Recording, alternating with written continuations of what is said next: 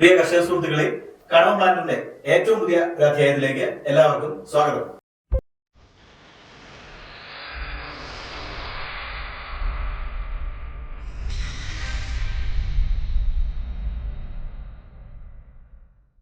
ഇന്നത്തെ നമ്മുടെ വിഷയം കർഷകരെല്ലാം എപ്പോഴും ചിന്തിച്ചുകൊണ്ടിരിക്കുന്ന ഒരു കാര്യമാണ് ഏലകൃഷിയില് വിളവ് വർദ്ധിപ്പിക്കാനായിട്ടുള്ള എളുപ്പമാർഗം എന്താണ് എന്നുള്ളതിനെ പറ്റിയാണ്. അപ്പൊ നമുക്ക് അതിനെപ്പറ്റി കൂടുതൽ വിവരങ്ങൾ ടോണി നമ്മളൊപ്പം ഉണ്ട്. ടോണിയോട് തന്നെ ചോദിച്ചറിയാം. ടോണി, നമസ്കാരം.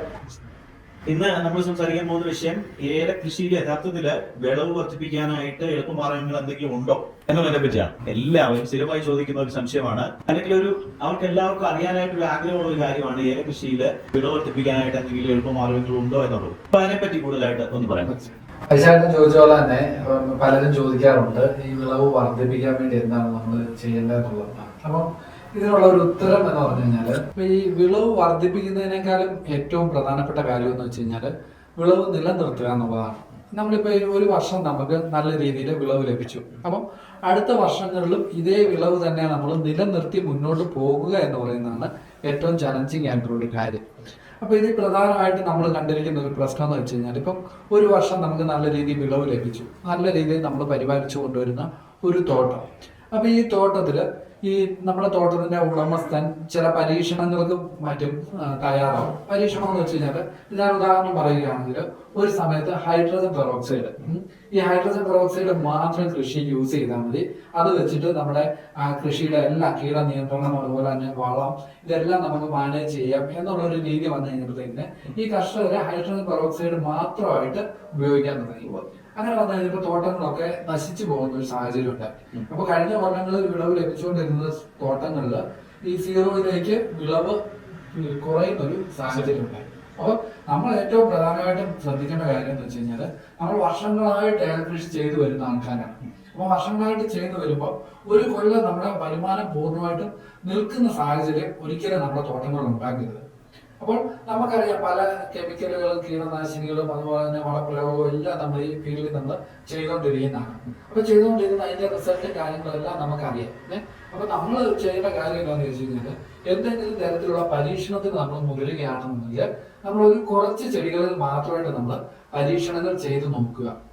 പരീക്ഷണങ്ങൾ ചെയ്ത് നോക്കിയിട്ട് അത് വിജയകരമാണ് എന്ന് ഉറപ്പിച്ചതിന് ശേഷം മാത്രം നമ്മൾ മറ്റ് ചെടികളുണ്ട്, അതായത് കാലങ്ങളായിട്ട് നമ്മൾ ചെയ്തു വരുന്ന കാര്യങ്ങളല്ല, പുതുതായിട്ട് എന്തെങ്കിലും കണ്ടുപിടുത്തങ്ങൾ അല്ലെ പുതുതായിട്ട് എന്തെങ്കിലും നമ്മൾ ഇൻട്രൊഡ്യൂസ് ചെയ്യുകയാണ് എന്നുണ്ടെങ്കിൽ നമ്മുടെ നിലനിൽപ്പും അതുപോലെ തന്നെ കൃഷിയുടെ നിലനിൽപ്പും നോക്കിക്കൊണ്ട് കുറച്ച് ചെടികളിൽ പരീക്ഷണാടിസ്ഥാനത്തിൽ ചെയ്ത് അതിന്റെ റിസൾട്ട് മനസ്സിലാക്കിയതിന് ശേഷം മാത്രം നമ്മൾ മറ്റ് ചെടികളിലോട്ട് ഇത് വ്യാപിപ്പിക്കാൻ ശ്രമിക്കാം.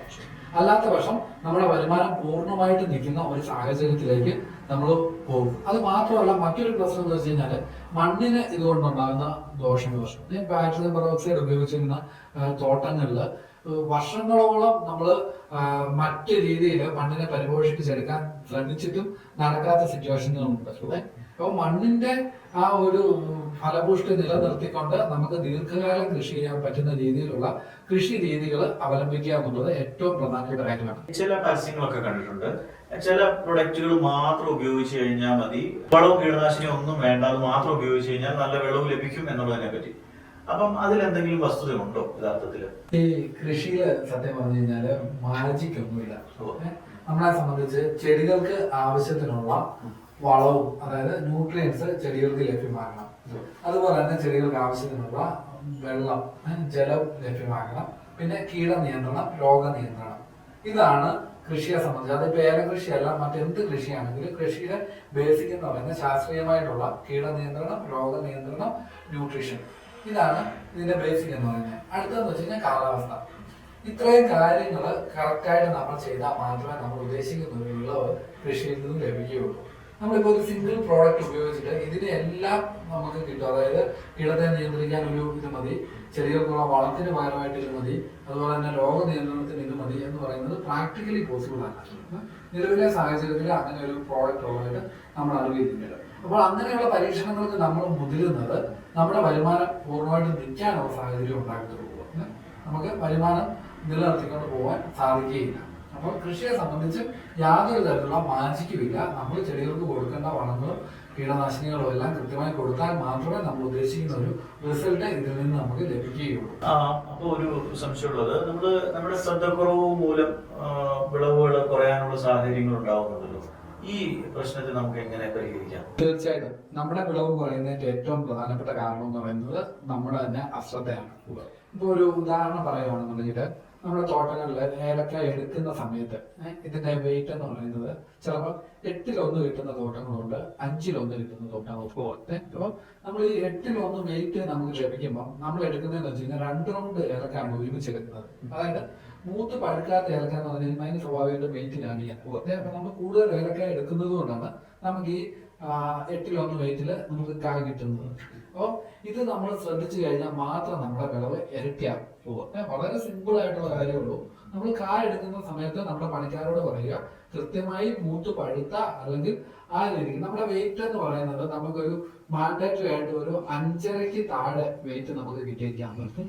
അതിന് മുകളിലോട്ടാണ് നമ്മുടെ വെയിറ്റ് പോകുന്നതെന്നുണ്ടെങ്കിൽ നമ്മൾ 2 റൗണ്ട് കായൊക്കെയാണ് ഒരുമിച്ചെടുക്കുന്നത്. അപ്പൊ അങ്ങനെ സംഭവിക്കാതെ പിഞ്ച് ചെടികളിൽ നിലനിർത്തിക്കൊണ്ട് വേണം നമ്മൾ ഏലക്കായ എടുക്കുക. പഴുത്ത കായ മാത്രം നമ്മൾ ഒരു 5.5 മുകളിലോട്ട് ഒരു കാരണവശാലും നമ്മുടെ വെയിറ്റ് പോകരുത്. അങ്ങനെ ഉണ്ടെങ്കിൽ നമ്മുടെ ആ ഒരൊറ്റ കാര്യത്തിന് മാത്രം നമുക്ക് ഇരട്ടി വിളവ് കിട്ടും. അപ്പൊ നമ്മുടെ പണിക്കാരോട് നമ്മുടെ തോട്ടങ്ങളിൽ കായ എടുക്കാൻ വരുന്നവരോട് പറയുക, നിങ്ങൾക്ക് എത്ര കിലോ ഏലക്കായ എടുത്തു എന്നുള്ളതിലല്ല കാര്യം. നിങ്ങൾ എടുക്കുന്ന കാ മൂത്തതും പഴുത്തതും ആണെങ്കിലോ നമുക്ക് ഇതിന് നല്ല വിലയും ലഭിക്കുകയുള്ളൂ, നമുക്ക് തൂക്കവും ലഭിക്കും. അത് അങ്ങനെ തൂക്കം കിട്ടിയാൽ ഈ ചെടിയെ കിടക്കുന്ന കായ നമുക്ക് ഒരു 50 ദിവസം കഴിയുമ്പോൾ അടുത്ത റൗണ്ട് നമുക്ക് എടുക്കാൻ സാധിക്കും. ചെടിയെ കിടക്കുന്ന കായ എടുത്ത് നശിച്ചു പോവുകയില്ല, അത് നമുക്ക് അടുത്ത റൗണ്ടിൽ എടുക്കാൻ സാധിക്കും. അങ്ങനെ കൃത്യമായ രീതിയിൽ റൗണ്ട് കീപ്പ് ചെയ്ത് എടുത്തില്ലെങ്കിൽ സംഭവിക്കുന്നതെന്ന് വെച്ച് കഴിഞ്ഞാൽ നമുക്കിപ്പോൾ കായ കിട്ടും, പച്ചക്കായ നമുക്ക് തൂക്കം കൂടുതൽ നമുക്ക് കിട്ടുമെന്ന് പറഞ്ഞാൽ ഉണങ്ങി എടുത്തു കഴിയുമ്പോൾ ഇതൊരു 2 റൗണ്ട് കായ നമ്മൾ എടുത്തു മാറും. അപ്പൊ നമുക്ക് അതുകൊണ്ട് പ്രത്യേകിച്ച് ഗുണകരമല്ലാത്തൊരു സാഹചര്യം ഉണ്ടാകും. അപ്പം കായ എടുക്കുന്നവരോട് പ്രത്യേകം പറഞ്ഞ് നമ്മൾ പഴുത്ത കായ മാത്രം എടുപ്പിക്കാൻ ശ്രമിക്കുക. ഈ ഒരൊറ്റ കാര്യം കൊണ്ട് നമ്മുടെ വിളവ് ഇരട്ടിയാക്കാൻ സാധിക്കും. അപ്പോൾ അടുത്തായിട്ടുള്ള ഒരു സംശയം എന്ന് പറഞ്ഞു കഴിഞ്ഞാൽ രാസവളങ്ങൾ കൂടുതലായിട്ട് ഉപയോഗിച്ച് കൃഷി ചെയ്യുന്നതാണോ അതോ ജൈവവളങ്ങൾ ഉപയോഗിച്ച് കൃഷി ചെയ്യുന്നതാണോ ഏറ്റവും നല്ലത് എന്നുള്ളതിനെ പറ്റിയാണ്. അത് തീർച്ചയായിട്ടും നല്ലൊരു ചോദ്യമാണ്. ഇപ്പൊ എല്ലാവരും ചോദിക്കാറുണ്ട്, ഞാൻ ജൈവവളങ്ങൾ ഇപ്പം എല്ലുപൊടി അതുപോലെ തന്നെ ചാണകം ഇങ്ങനെയുള്ളത് ഉപയോഗിച്ച് മാത്രം കൃഷി ചെയ്താൽ മതിയോ എന്ന് ചോദിക്കാറുണ്ട്. അപ്പോൾ ഇതിനൊരു ഉത്തരം പറയുകയാണെന്നുണ്ടെങ്കിൽ ഏറ്റവും നല്ലത് ആ രീതിയിൽ കൃഷി ചെയ്യുന്നതാണ്. പക്ഷെങ്കിൽ നമ്മൾ ഇതിന്റെ ഒരു കോസ്റ്റ് വെച്ച് നോക്കുമ്പോൾ നമ്മൾ കൃഷി എന്ന് പറയുന്നത് എല്ലാവരും കൃഷി ചെയ്യുന്നത് അതിൽ നിന്നൊരു വരുമാനം എടുത്ത് അത് വെച്ചിട്ട് നമ്മുടെ കുടുംബവും കാര്യങ്ങളും എല്ലാം പോറ്റുവാൻ വേണ്ടിയാണ്. അപ്പൊ അങ്ങനെ ഒരു ഇതിൽ നമ്മൾ ചിന്തിക്കുമ്പോൾ ഇതിനകത്ത് പ്രശ്നം എന്ന് വെച്ച് കഴിഞ്ഞാൽ നമ്മൾ ജൈവവളങ്ങൾ മാത്രം ഉപയോഗിച്ച് കൃഷി ചെയ്യുകയാണെന്നുണ്ടെങ്കിൽ കൃഷിയുടെ ചെലവ് വളരെയധികം കൂടുതലായിരിക്കും. കാര്യം നമ്മൾ രാസവളങ്ങൾ ഉപയോഗിക്കുമ്പോൾ രാസവളങ്ങൾ ചെറിയ അളവിൽ പോറ്റാൻ പറ്റും. ഉദാഹരണം പറയുകയാണെന്നുണ്ടെങ്കിൽ നമുക്കിപ്പോൾ 19 ഒരു രാസവളം നമുക്ക് ഫോളിയാർ സ്പ്രേക്ക് വേണ്ടി ലഭ്യമാണ്. ഇത് നമ്മൾ 19% നൈട്രജൻ, 19% ഫോസ്ഫറസ്, 19% പൊട്ടാസ്യം ഇത് നമ്മൾ ചെടിക്ക് ഒരു 2 കിലോ വീതം സ്പ്രേ ചെയ്ത് കൊടുക്കുമ്പോൾ നമുക്ക് വരാൻ സാധ്യതയുള്ള കോസ്റ്റ് എന്ന് വെച്ച് കഴിഞ്ഞാൽ കൂടി പോലെ 1200 രൂപയാണ് നമുക്കൊരു ഏക്കർ സ്ഥലത്തോട് വരുന്ന കോസ്റ്റ്.